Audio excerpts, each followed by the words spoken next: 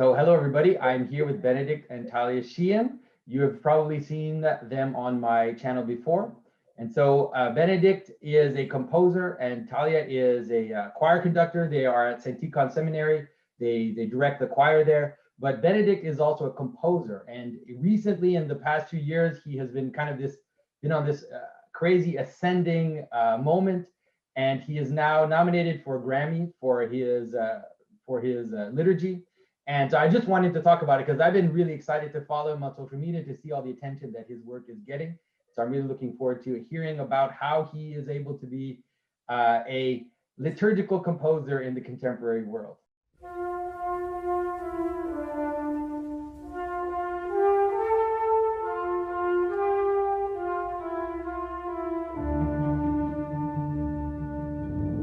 This is Jonathan Pajot. Welcome to the Symbolic World.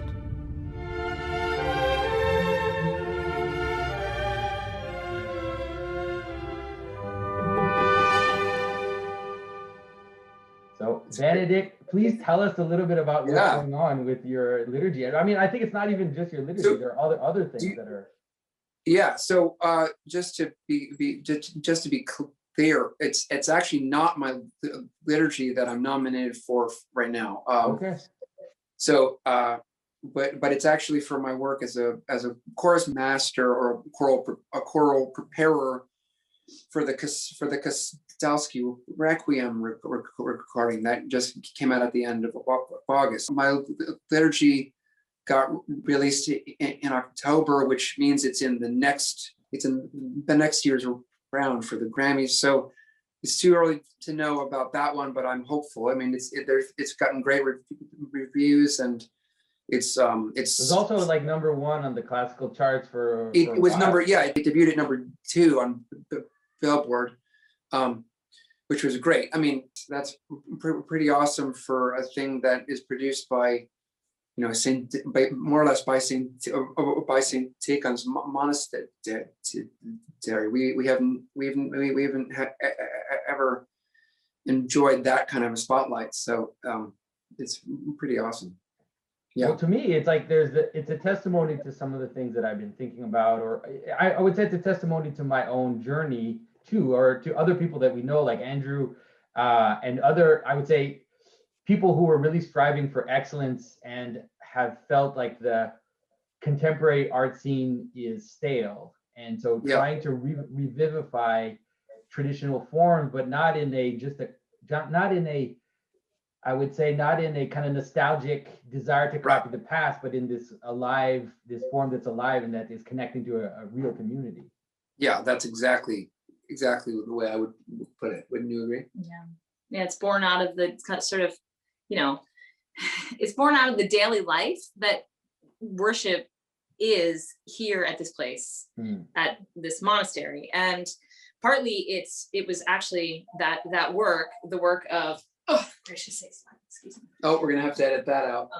We actually still have a final find for no earthly reason that I can come up with. Yeah, but no reason at all. Yeah, but I think it's just nostalgia, actually. It's like be. There needs to be some physical connection, even though my wife refuses to have a cell phone, and so we have a landline, and it's the main phone for our house, and she just refuses to have a cell phone, which I admire her greatly, because I refuse for I didn't have a cell phone until about 2017. And wow. And then I was just forced by everything to get one, and since then I've been completely addicted. So which it's a good tool. It's just the tool starts using us after a while. But so I mean, okay. The life. So continue what you were saying that it was born out of the prayer life and the worship life of the monastery. Yeah, and to a great extent, so there has to be a context for artists, and the more immediate the context is, the more it's grounded in a daily experience, kind of the more validated the art is.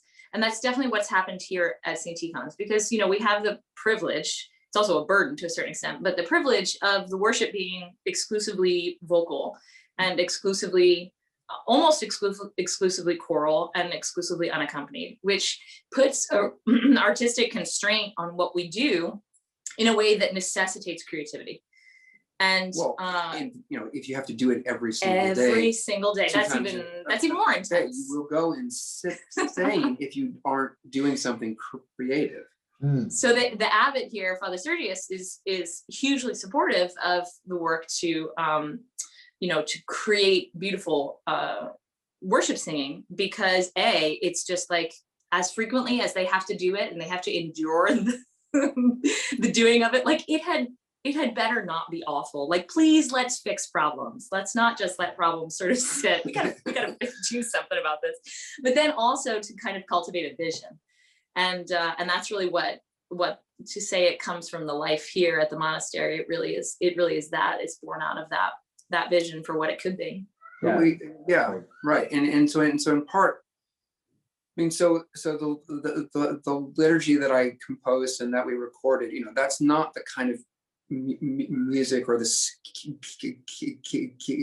of music that we could sing every day in church. Like, to be clear, it's not everyday kind of, like you get up at 6 a.m. and you go and sing liturgy. It's not that. Thank goodness. Yes. So it's like if you're, it's like the difference between, your kind of work outfit that you go to do carpentry in, and a black tie, a black tie outfit or a ball gown or something like that.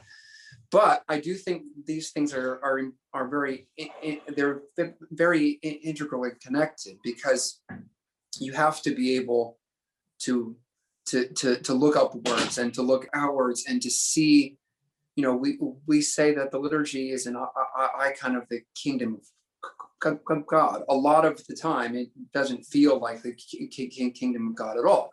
But it's okay, because in a sense, like every now and then you might get an inkling of that. And that little glimpse is enough to sustain everything else that you do, and to inspire everything else that you do. So I kind of see the work of trying to create like new great works that arise out of the Orthodox context of worship, but are not just aimed at it.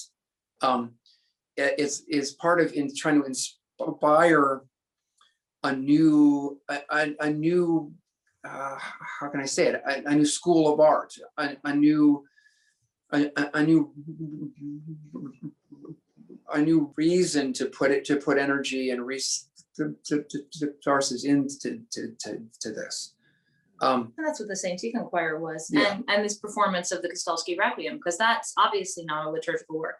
And not only is it not a liturgical work, it incorporates, like it's almost an international work. Kastalsky envisioned it as being representative of the international, of the Allies in World War I, and so he envisioned it that way, and then the performance of it almost winds up being like a work of diplomacy, because the forces are so huge. There were three ensembles, three choirs, and four choirs and an orchestra that went into doing this, and it felt like, talk about symphony, like it felt like multiple levels of reality coming together to do a thing all to the same purpose. And then the piece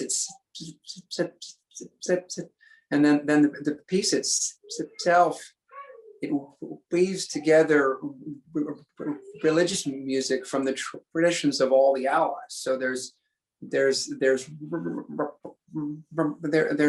Russian Orthodox chant, but there's Gregorian chant, and there's Episcopal hymn tunes and American hymn tunes, but there's also there's also a Japanese like what is it, Shinto melody in there, and there's an Indian Vedic hymn. So the idea being that through this kind of expression of honoring the dead through through song, it brings together all the nations of the world into this one single sound. And it's a beautiful, beautiful image, and it's a beautiful piece of music. So that's I see that all of that is connected to this kind of routine work of trying to be in church all the time. Well, if the you know wealth, what I mean. the wealth that we take and we offer as worship is necessarily created outside of the worship. The economy that sustains the church is not it's not a closed system. So we have to be creating wealth outside of worship in order to enrich worship.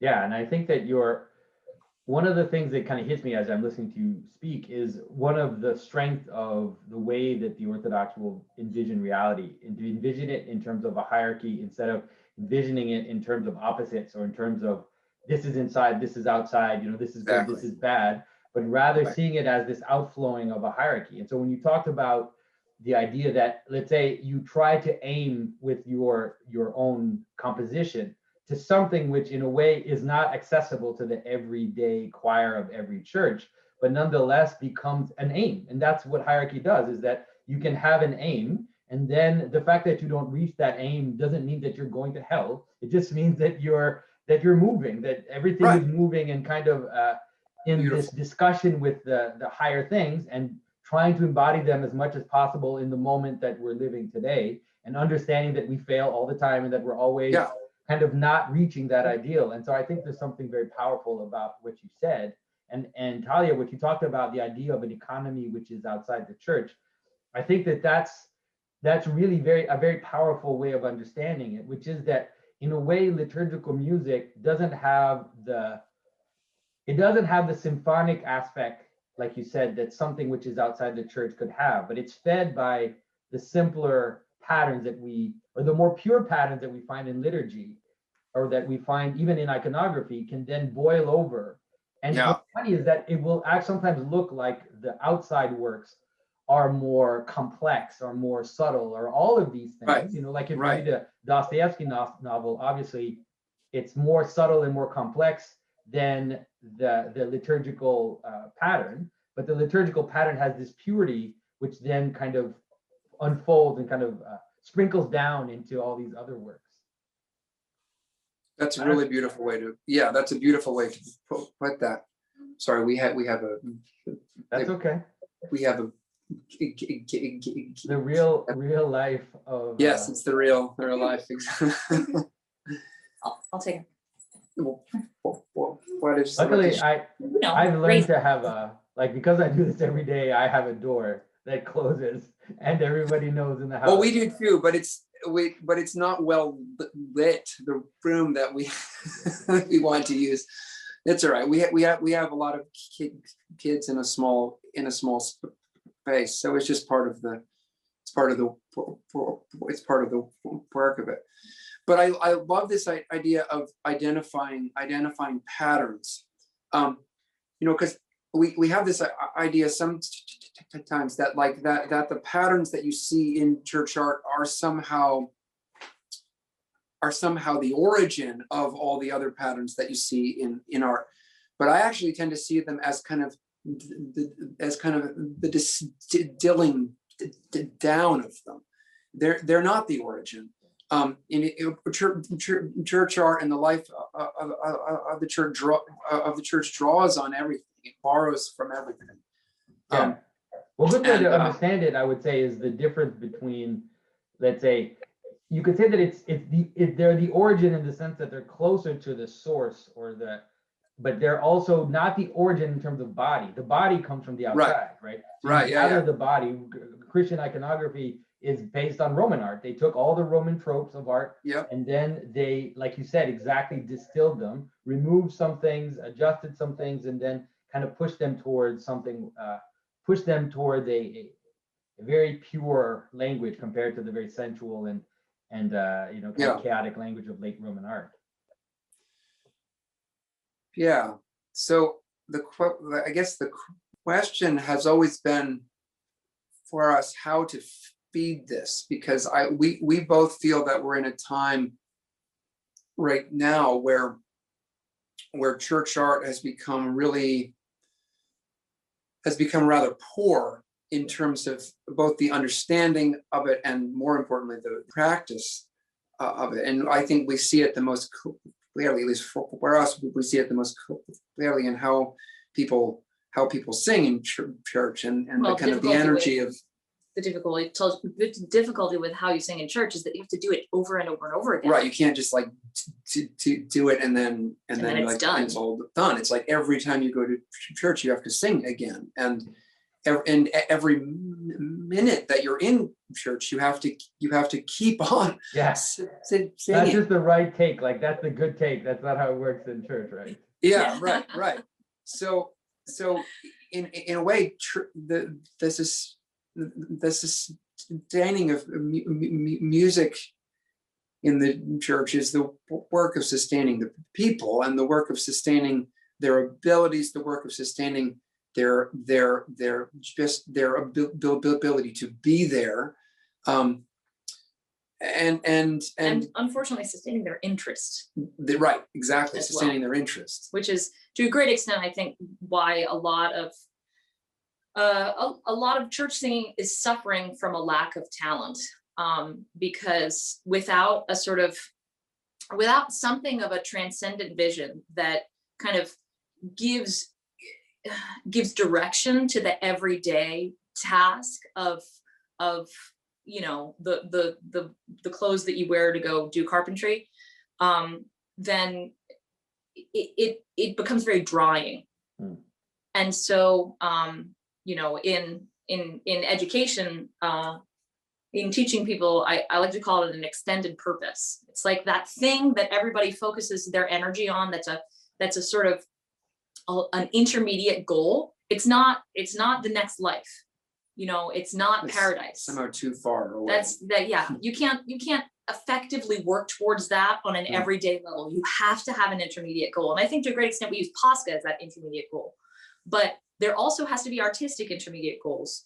And without working to kind of find that for your average everyday person participating in worship, it's really hard to maintain the dryness of the routine. And so, I mean, I'm curious because I've confessed this to you guys and to people who watch my videos before, that I don't understand music, but so I'm curious. So when you write, let's say you wrote the liturgy. So I listened to the liturgy, and I have to admit that I did find it, I was trying to be as aware as possible.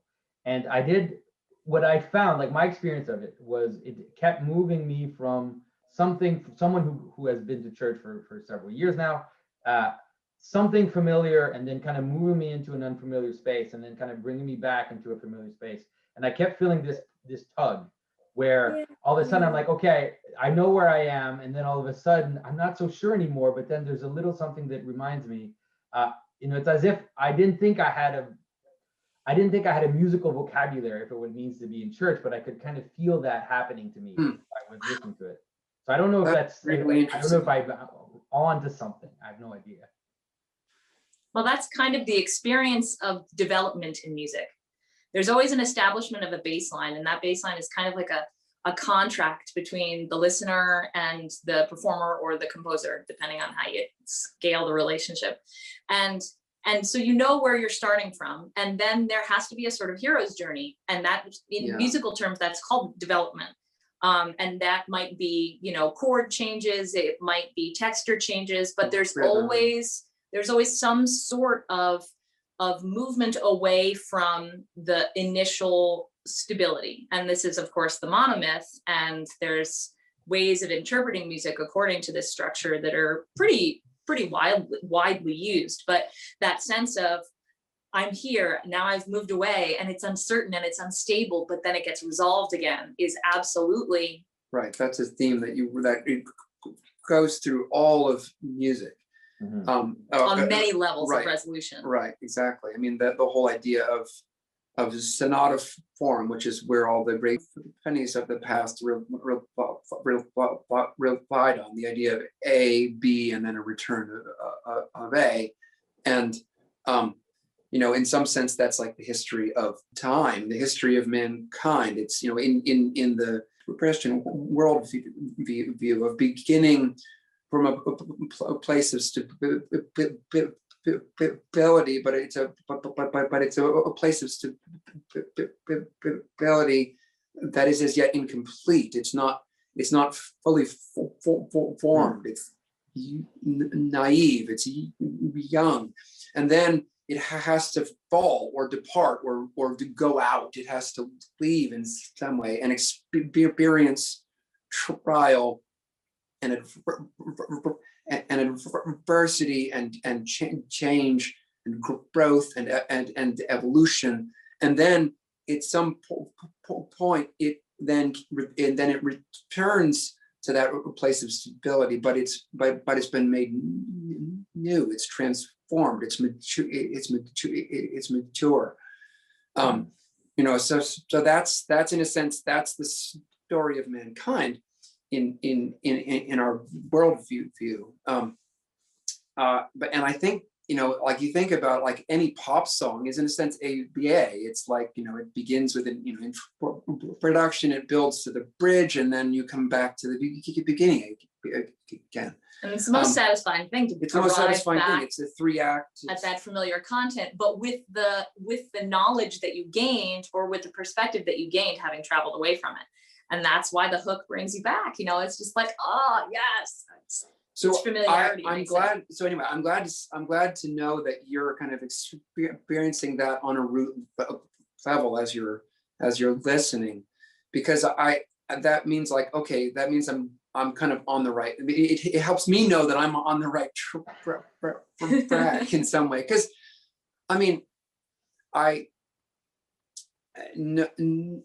there's a kind of myth, I think, that we have about composers that, and I think that composers very often tend to help perpetuate this myth themselves,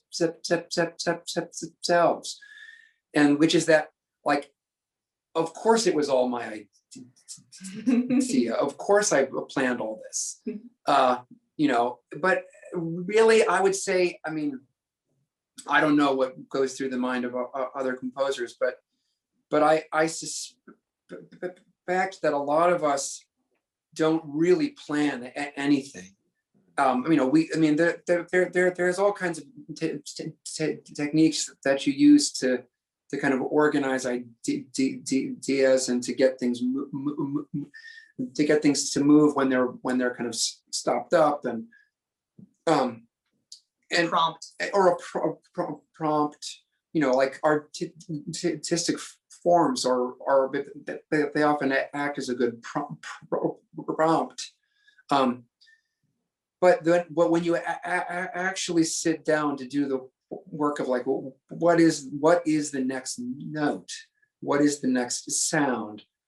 No, you don't know what's going to come out. And so often then you look, then I look back and you're like, oh, that's what I was trying to do. But you didn't know at the time. Yeah. You just kind of, it's just like you and I'm sure that I'm sure there's an analog to doing visual art. There's for sure an analog to writing stories or to telling stories. Yeah. I always felt, because people always ask me, oh, I wish I could use the symbolic stuff you're talking about to write stories.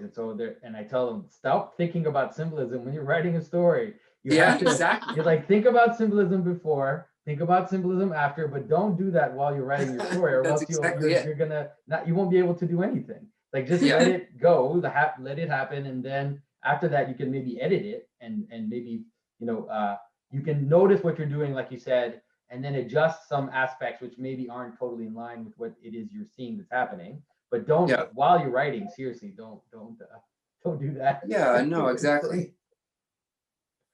And so I have a. He had to learn to. Sorry.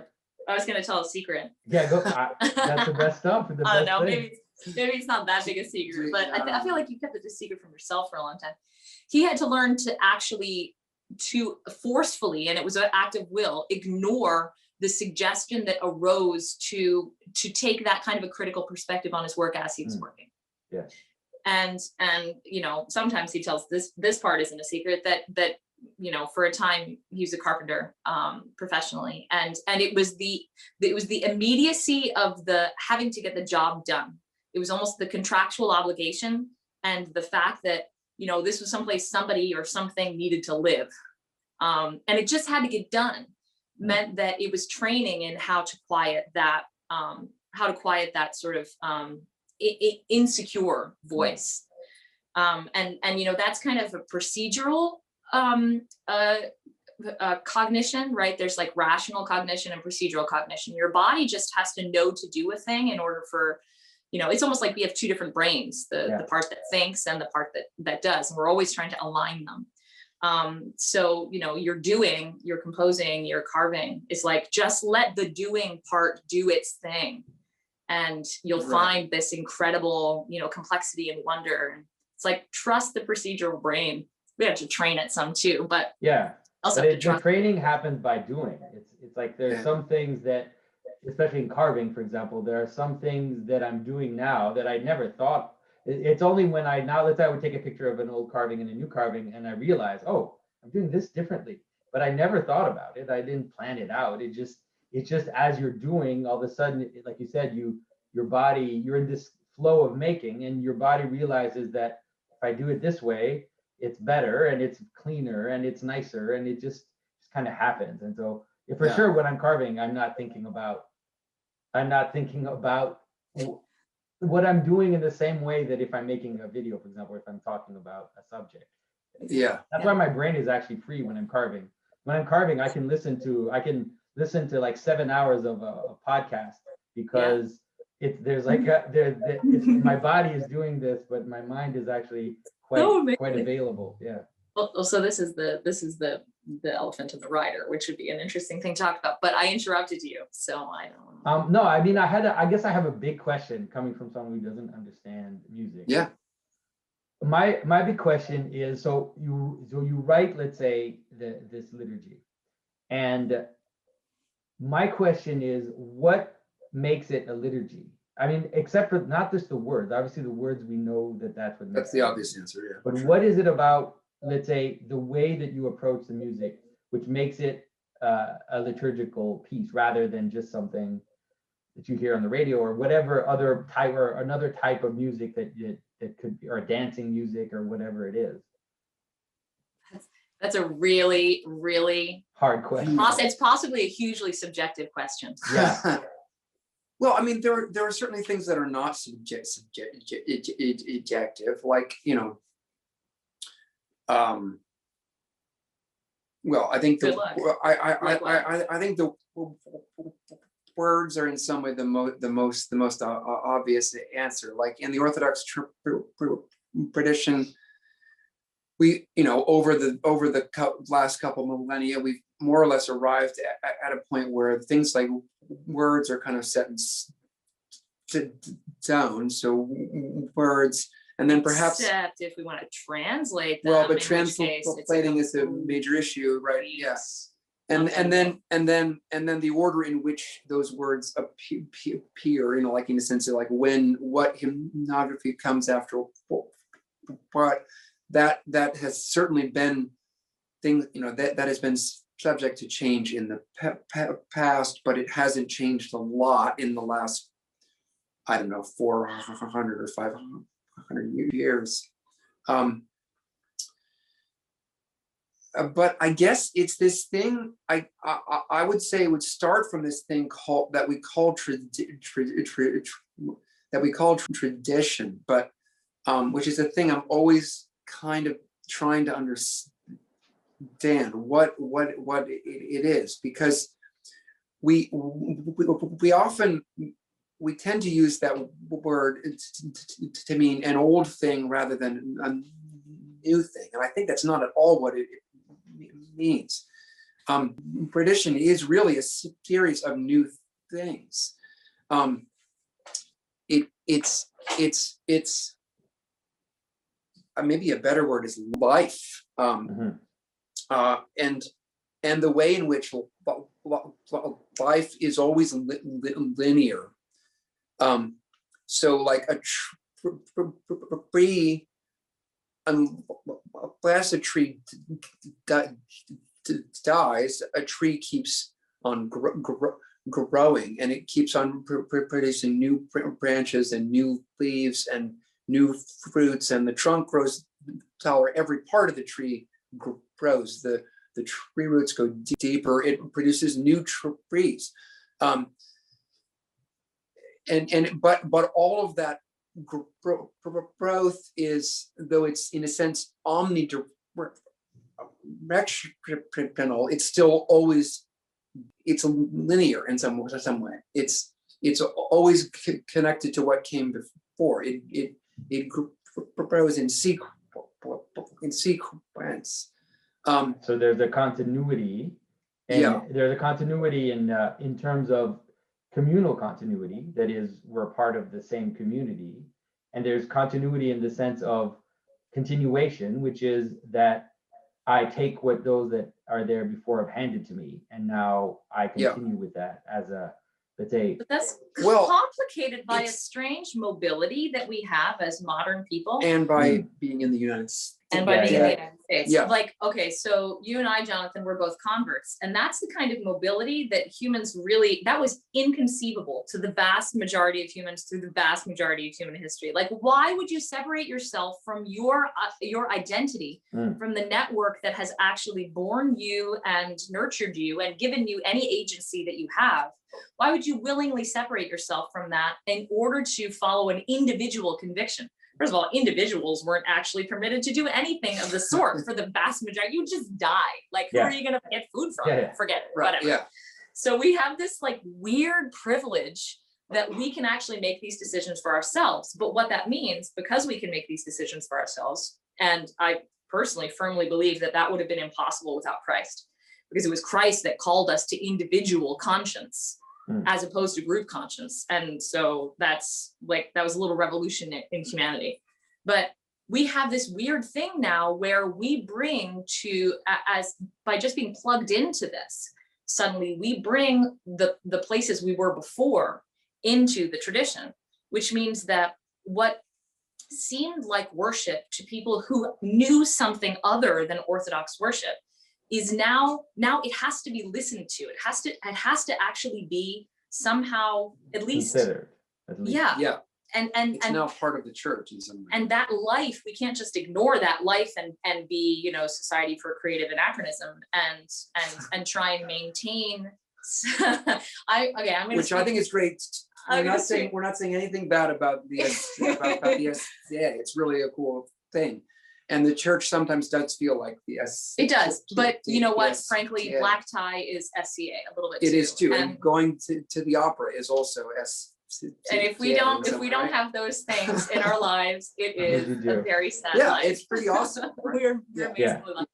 But his voice as a composer is necessarily influenced by his experience in a culture that is not exclusively Christian or exclusively Orthodox. Yeah. I think that one of the ways of understanding it in terms of the tree, let's say, is that we have this strange situation where, let's say, the tree of the Orthodox tradition is now been planted in the soil that it doesn't know.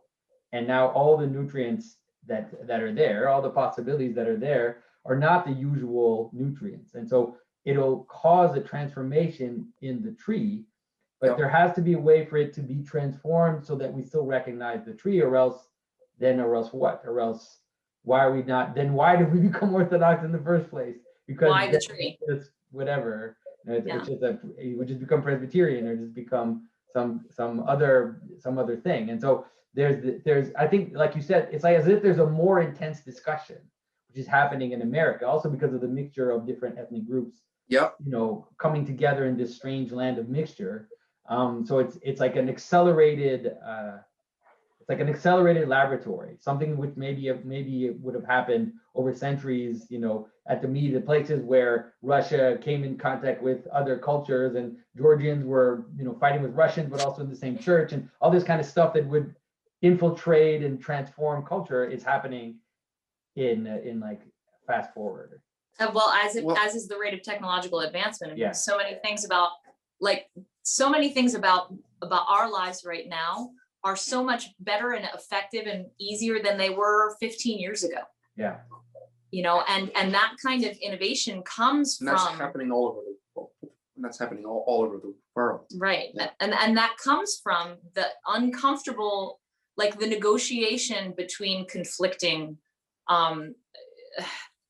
forces, right? And the liturgy is this incredible, it's like it's some people experience it as a war. I was just talking to one of the monks who was like, you know what the liturgy is?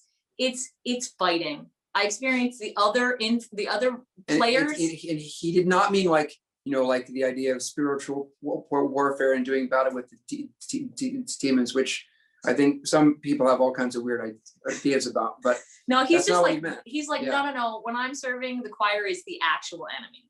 yeah, You the know. choir is the enemy. The altar servers are the enemy. But it's You like know. it's like a sport, right? It's like a game where it's our voluntary participation in that conflict that actually creates this thing that's like a positive sum game. Like it's way more valuable Mhm. than had we not engaged in that conflict. Yeah. And that's tantalizing. But it's about these things that don't, in a sense, go together, and then the work of trying to put them together. And what else is Christianity even about? I mean, you know, the idea of love your enemies, or the idea of God becoming man, or the uncreated and the created. I mean, like things that don't go together, that don't belong together, and yet somehow they have to negotiate, and they have to come together. The idea of love is exactly what that's what that is.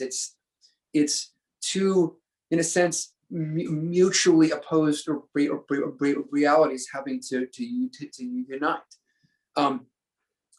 So Yeah, and it's just the pattern of everything. I mean, Yeah. everything is like that. And so let's say the distinction between, like you said, a fight and a dance, if you watch two boxers, you'll realize how close those two realities are. yeah.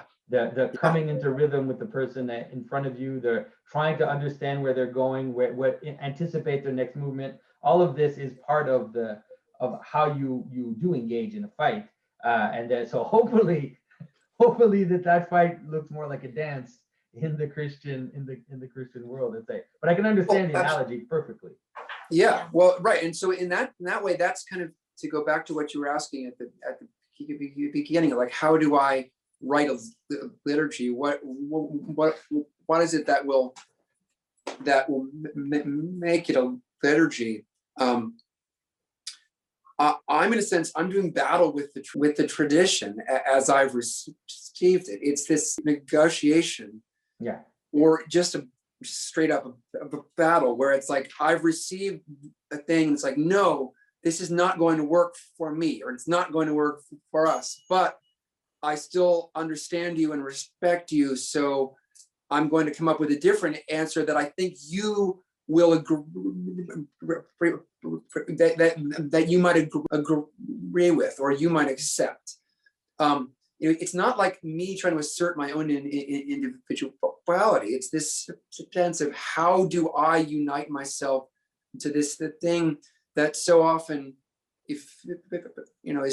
seems so alien and so other and so remote. It's like the act of Jacob having to fight with the angel. It's like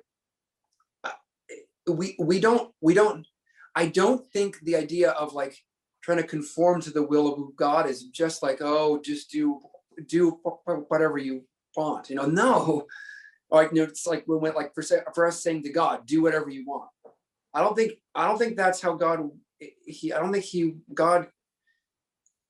created us to be like that. I think. We sure hope not. I mean, because if that's what God wants, We're not meant to be. I'm not going to be robots, all right. sure. Yeah. So, but I think you can. There's so many there's so many arenas in which we can kind of, we have to bump up against this God that we believe in. And but a lot of the time it's like, no, I don't agree with you. I'm not going to do it like that. And then God is like, well, how about this? And like, I mean, like, well, how about this? And he'll be like, well, okay, but maybe. And then the sense of like having to give and It's take. negotiation. It's yeah. The abbot of Saint Tikhon's, Father Sergius, has this great thing about the Orthodox. Well, here I'll let you say it. Just the idea that it's forever. You know, it has everything. Oh in yeah. it. Well. Yeah, you know. He's like, look, can you imagine how diverse a tradition would have to be in order for it to actually be for everyone? Mm-hmm. And so that necessarily means that there are some things that are for you, and there are some things that are for other people. Right, that in the tradition, even in the liturgy, there are some things which you will have trouble attending to, or that won't necessarily come to meet you, but that they're there for someone else. Or that just seem completely, like, that's fine. Yeah. Or the that marketplace. Or that just seem meaningless, or even kind of wrong or absurd. It's like, you know, basically, if it seems that way to you, fine, ignore it. Yeah, but it's an interesting idea. It's not for you. The way that people understand traditional societies, or like I said, the way that they portray the Middle Ages is as this monolithic thing with the church as having massive authority and just kind of imposing its authority on everybody. But if you actually study the Middle Ages, you realize that it was this flowering, crazy time of like everybody was all in these guilds and in these different societies of this saint and societies of this feast, and they had feasts nonstop. Like they were constantly celebrating all these odd particular aspects of Christianity that we can't understand today. Like this idea of celebrating this wound of Christ and having like a feast about that. And so it was actually extremely diverse, like you said, right?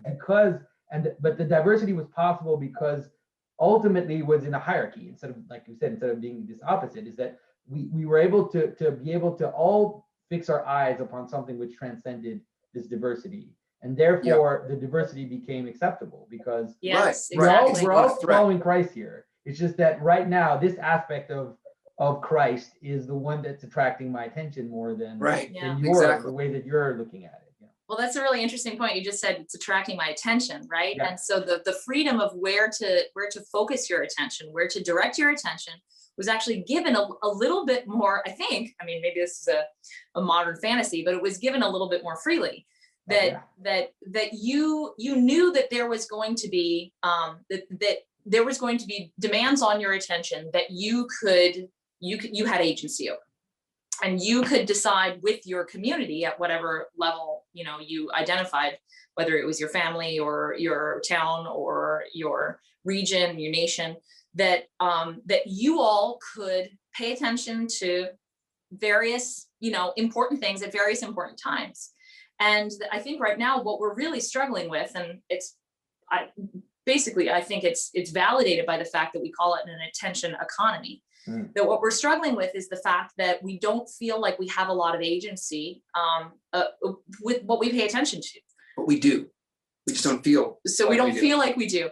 Partly because, and this is, you know, the other part of our work is this this company we call the Artifact Institute, that is an attempt to talk about that space outside of worship and to talk about how it can be ideally constructed in order to create the wealth that we then bring into worship, and whether that's cultural wealth or emotional or psychological wealth or actual artistic wealth. And that there's a sequence of attention that is effective in creating a cohesive culture, and that sequence is the common worship, the common work, and the common feast. And that those things themselves are kind of how we perceive. We identify a goal, we work towards it, and then we get a little hit of dopamine because we've attained it, right? But that applies to individuals, that applies to relationships as well as individuals. Yeah. So this idea of knowing where your attention should go and being free to direct it as you will is, I think, directly related to actual like quality of living. Yeah. And we get some satisfaction, some relief from the effort of where to direct our attention when we worship. We see other people directing their attention the same way, and we get reinforcement that this directing of our attention is good and right. And then we can be shaped by the millennia of the wisdom the church has about who it is we're paying attention to exactly, because that's kind of a really big deal. But what you're saying is so right in terms of attention, because one of the reasons why we talk about the passions is because when we direct our attention towards the passions, we become slaves. We actually don't have freedom. We feel like we have freedom. Like when someone falls into some like obsession or whatever in terms of their attention, then they feel like it's them, but at some point it's not. They're being ridden by this passion, and they have to sacrifice to it constantly. Whereas, like you said, the true freedom of attention will rather bring us up, together, right? And so the idea of feasting together or doing something together, a task as a family or as a group or as a church or as a community, that is actually the freeing up of attention from these slave owners that we have, at the bottom of us, right? Right. No, that's beautifully put. Yeah, I mean, because we're in a time, and I like what you said a while ago about we're trying to come at this making of art from a place not of nostalgia, but actually of kind of gratitude.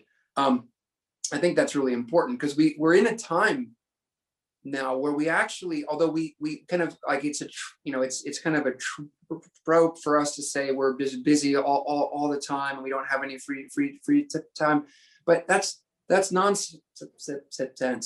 We actually, almost all of our time is free time, because for so many of us and more people every year all over the world, what we spend our time doing is at some point a thing we chose to do. That was not true for most people in the past. They didn't have really any agency in terms of what they did with the great majority of their time. They spent a huge majority of their time just trying to get the food that they would eat that day, or just to get under cover from the elements, or get water, or just do the trade that they were born into. But now in the modern age, so many of us choose what we do with our time. And if there comes a point where we're like, I don't think what I'm doing with my time is meaningful or good or productive enough or lucrative enough, a lot of us, even relatively poor people, have some freedom to then say, I'm going to do something else. And then even for many of us, if we don't do that other thing, we still have enough to eat. We still have a place to live. So that's like, this is a great thing about our modern age. And so we over the last few years, we've started to become more and more aware of just the reality that we're in, and how grateful we ought to be. However, this has created a new problem, because every solution seems to generate a new problem. We get good at solving the old problems. We always tend to refer to these as good problems. I like our I really like our problems. But one of our big problems right now is how do I meaningfully spend my time? Yeah. What do I do with all this new agency and new free time? And some people just long for no agency. Right. Some people do. They're Well, like, I wish I would just be told what to do. Because the reality is that going to get water is meaningful.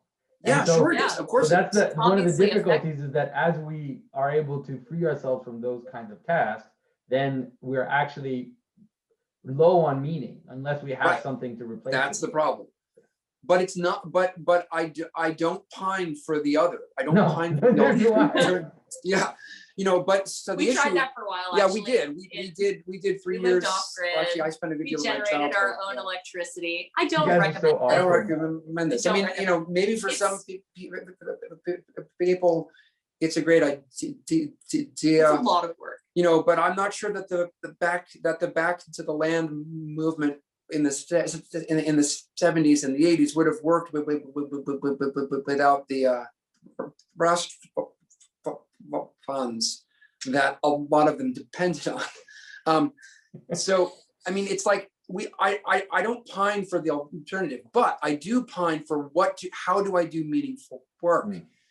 And so that is in some way what we're trying to answer with our project that we call the Artifact Institute is to learn from the past, like to see like how do people meaningfully spend their time? What is the work that they did? How did they cooperate? How did they overcome their differences to come to a common ideal and to work to get together and to celebrate to get together? And then on a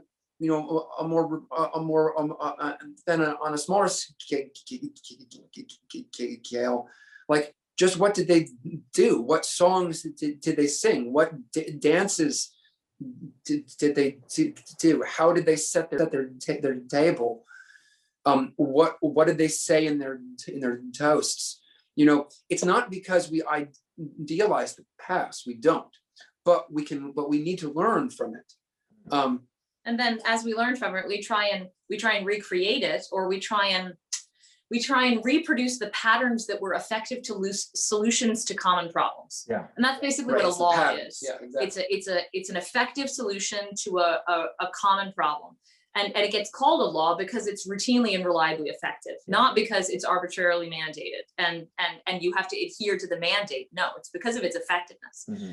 So we look at tradition as though it's a set of to a certain extent, and you know, again, I don't mean the pejorative sense, a law. So, but then once we actually enact the law, we need to rely on some serious social reinforcement. So it has to be common. It has to be common worship. You have to find out what other people think. If they value it, it's like a market. You can't be a price setter as an individual. You rely on the reinforcement from as many other people as possible that what you say the value is actually, you know, close to what they think the value is. And so that's where the common part comes. So coaching people through this process is kind of what we're trying to do.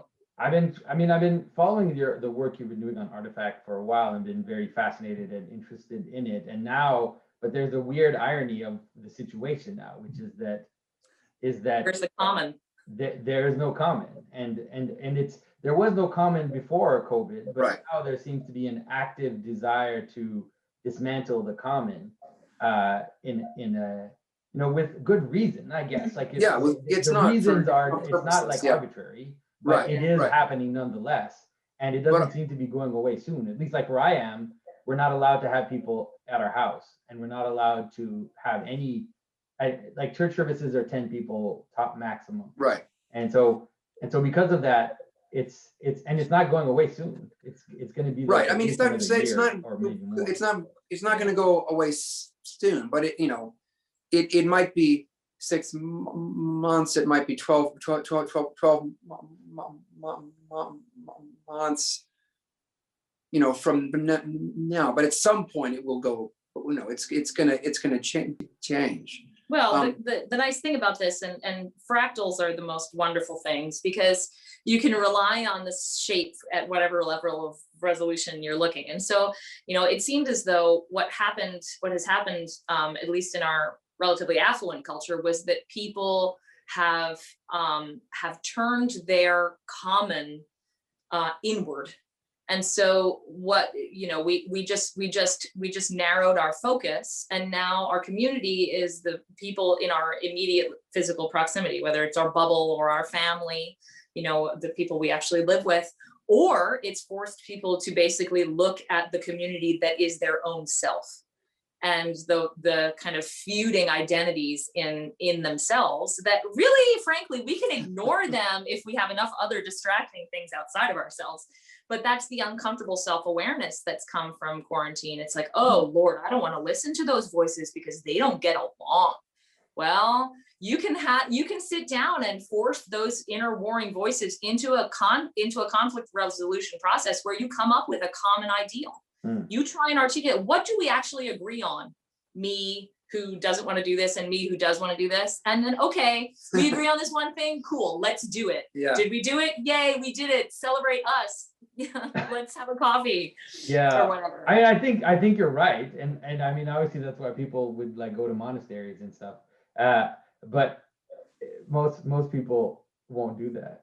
It's not well, they fun. won't do it on their own. Like, let's just be honest. We need a pandemic. That's why we have communities, because most people exactly. We need a pandemic to kind of to cause that.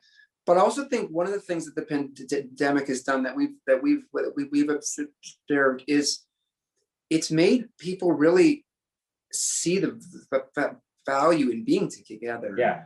In a way that we all just took for a way that we all just took it for granted. You don't know when it's going to happen again. Right. So that gratitude it's really important. That's the place where all this comes from, and that's literally that's the foundation of what our worship is supposed to be. It's supposed to be Thanksgiving. And we lose sight That's of the word, right? It's what it means, right? It's the title of the song, right? Yeah. So anything that can help us into that, where we can support each other into a relationship of gratitude, and sometimes just really actually objectively looking at just the gifts we actually have. The fact that we have a refrigerator.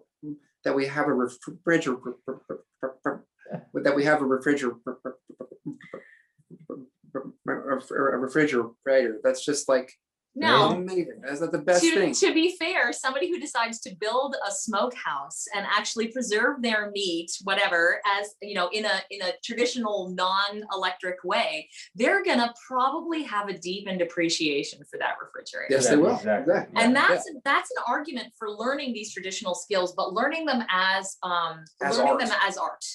Right? Because it gives you an appreciation for the technology that we enjoy every day. And it's also, it kind of puts that technology into a framework where it can have meaning, as opposed to just being something we consume. Take for granted, yeah. Right. And so then, like, in the same way that like not being able to be together has made us realize that the act of simply being together is like, it's like an experience of worship and faced and work. It's all kind of bound up. It's the same thing. It's like, you do this old task, and it's something beautiful and something meaningful, and then you go and you open your refrigerator, or you turn on the lights, and you're like, this is great. This is so awesome. Wow. Thank you, God. And thank you to mankind for being so smart collectively. That's it's a beautiful thing. Yeah. We've been liking to say that the work of our artifact is to make America grateful again. It might be too soon. It might be too soon, but you look at but you look at where we are now, and we have these two warring sides that are diametrically opposed, and have legitimate pain and legitimate arguments on both sides, but there's so much resentment. There's so much, and fine, we have things that we can say are problems, like saying that we need to be grateful is not to say that there aren't problems, but you cannot live in a place of resentment. You will die inside. Yeah, and you'll take others. You will die that's inside. For sure. Yeah. Well, I think that I find it amazing to see that you're doing your little part, and we're all trying to do our little part to bring some gratefulness, some magic, some light to the current situation. And so I will definitely, like, I'll be watching, because the Grammys are what, like next week? Is that? Yeah, and March 14th. So we'll all be paying attention to see. Thank you. And exactly. If we don't win, then you can just say next year. Yeah, exactly. Yeah, because then the liturgy will at least have a chance to be nominated. Again, there's no way to know. It's it's not what I work for. I don't compose this for. I'm already three or four projects in front of that. That's the old stuff. I think we need to celebrate when those who are trying to create art and create culture that is vivifying, that is kind of bringing us together, and that is celebratory. We need to be happy and to cast light on that, so that, because I think you're right. Like, one of the things that I've been doing, and I think we've all been kind of working together, even if we don't talk to each other a lot, is we really do believe that there's right now the energy and the interest to create a cultural movement that will be a participative cultural movement. And and it's happening from Orthodoxy, let's say, but it has tendrils that move out. It's not just in Orthodoxy either. I something I'm seeing in a lot of other areas that there's a sense of a kind of we're there I think there is a new tide, and I think Orthodoxy has a part to play in this, but I think it's really important that it comes from a place of gratitude and from a positive vision of what we can build, because there's this big split now of the rural and the urban divide, and we spent a lot of time over the last 20 years in small town America and in rural and in rural areas, and you can absolutely see the sense of meaninglessness and the pain and the sense of like the world has passed you by and you've been forgotten, and the elites and the billionaires are off. They're doing their thing, and they've forgotten us. But and so you can absolutely see how that would inspire resentment. But one of the things, it sounds really strange and really easy to say, but I think what a lot of people pine for about the past is the times that they imagine that their small town was actually a beautiful place to be, and the buildings were well maintained, and they could go to the county fair or to the town dance, or go listen to the town band, or have a party together, or go to church together. All of these things are in a sense part of. They're actually an artistic vision. They're and nobody is actually stopping us from being able to do these things. Yeah. You know, I mean, Right of now, course, yes, but right in general, right no. now, but it's Yeah. going to change. It's going to, you know, so, but it's like we could maintain our small towns. We have a lot of free time, and we have more disposable income than we realize. We could start a town band. We could have a town dance. We could go and talk to the people next to the people next door, and we would probably find that we actually had a lot in common. You know, and it's like, why don't we do these things? Well, you know, it's the thing that's getting in the way of it is mistrust of the other and resentment. You know, but if you sense, and to be fair, if you take Jonathan's perspective, a little anxiety about doing it wrong. Well, that's true too. Yeah, there's that. And I refer to you because I hear the anxiety in your about voice about doing music wrong. Music. Yeah. So in order to do that, you need a guide, and there's the hierarchical structure again. You just need the person who can walk you through so that you don't fall in a pothole, and then you get to enjoy it. Yeah. And you can lean on them a little bit. Yeah. Yeah. Well, I celebrate the things you're doing, and I just need them to be in French soon, so that I can engage with them in a more in my actual surroundings. But well, then fair enough. Yeah. Okay. All right. So duly noted. Let's figure it out. All right. So I will. Like I said, I'll be paying attention to the upcoming awards, and I'm just really happy that you're in the church, and that you guys are being so active, and even the videos you're posting about your family and kind of these moments together, I think is very valuable to help people see what it can be like to just have a good time together, because that's something that it seems difficult for us to do, you know, today because of everything that's going on. So I appreciate that as well. So thanks for coming on and talking to me today. It's such a pleasure. It's been so great. Nice to talk to you, Jonathan. It's been really And great. it'll happen again soon, I'm sure. All right. Awesome. All right. Awesome.